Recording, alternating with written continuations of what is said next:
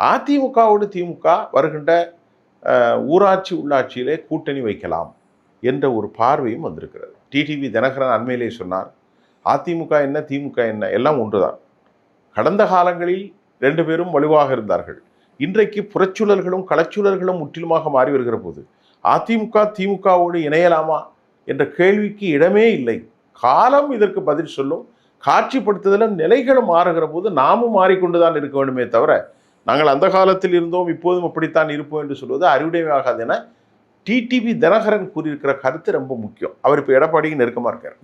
இப்போ இப்படி கலைச்சூழல்கள் எல்லாம் மாறும் என்று இன்னைக்கு மூத்த பத்திரிகை ஒருத்தர் சொல்லியிருக்கார். அதை நான் சொல்கிறேன். ஆக ஒரு காமன் மினிமம் ப்ரோக்ராம் ஒன்று வைத்துக் கொள்வார்கள். இவர்கள் அனைவரும் ஒன்றா சேர்ந்துக்கிறோம். அதிமுகவோடு சேர்ந்து கொண்டால் இன்னைக்கு இருக்கக்கூடிய இடதுசாரிகளோ, இந்திய முஸ்லீம் லீக் போன்ற அமைப்புகள், மனிதநேய மக்கள் கட்சிகள், எஸ்டிபிஏ, இந்த மாதிரியான எல்லா கட்சிகளும் திமுகவோடு பயணிக்கிறதுக்கு ஒன்றும் பிரச்சனை அல்ல. அதிமுக ஒரு 1 கோடி ஓட்டை வச்சிருக்கான்.